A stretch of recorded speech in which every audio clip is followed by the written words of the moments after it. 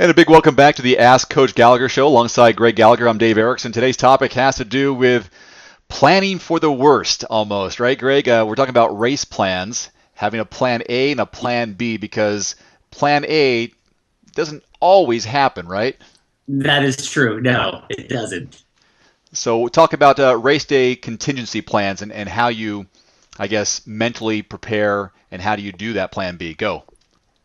Well, the way I have my athletes leading into the race week, the tail end of the peak week, they need to be coming up with a plan, a strategy of what their pacing is going to be. That's the number one thing that they need to focus on is pacing, because if you don't stick to that, you're going to have a problem in the end. So if you're using a power meter, you need to figure out what power numbers you're going to be racing at. Is it going to be, for the first half you're at this number, the second half you're at this number.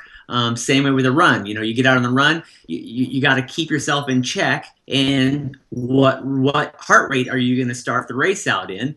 And when are you going to say maybe make a change? If you okay, the first half I'm going to run at this heart rate, and the second half I'm going to pick it up. And you just got to have a good solid plan and stick with it. Don't get wrapped up into somebody else's race. I've seen it too many times, and I can say I've fallen short on that. I've gone out and I see somebody in my age group and maybe I pick the pace up so I can stay with them, but I know it's wrong, and so I got to keep myself in check. So definitely have that pacing plan.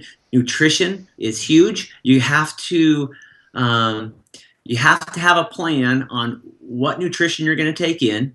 You got to know when you're going to take it, how many calories per hour you're going to take in.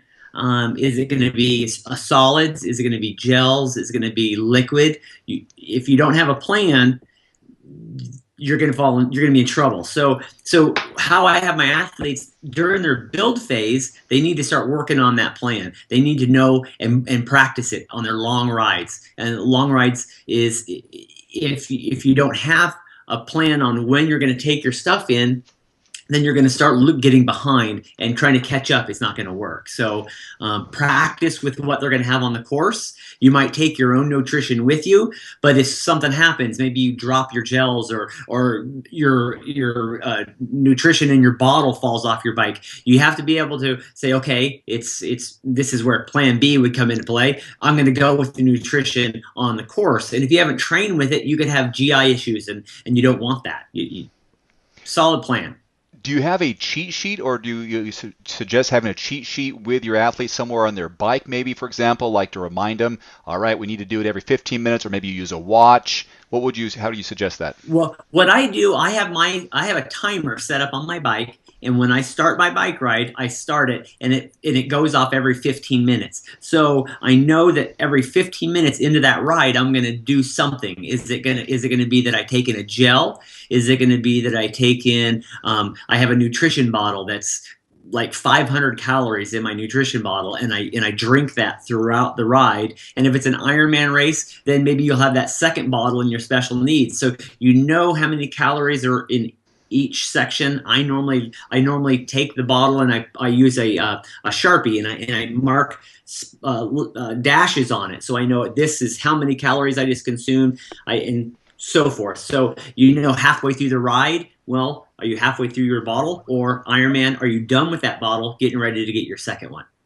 And so, what's the mentality? How do you plan for?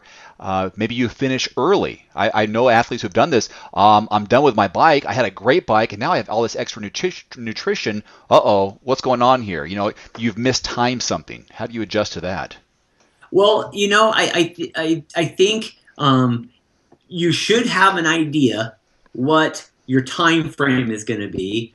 And I think if you're say ahead by 10, 15 minutes, it's not going to be the end of the world. Just and what I normally do, say about 3 miles out, I start consuming a little bit more calories no matter what, just so I have enough calories in me so that I can get out into the run and get things started, get settled in, and not have to stress over, oh, I got to get my calories in. Oh, I got to stop at this aid station, or I got to get something here or there. I just try to load up a little bit the tail end of the ride. So I think, I mean, if you're busted out a time that's taking you half an hour, 45 minutes faster, then you probably didn't pace yourself well, and you're going to pay for it in the run. Okay.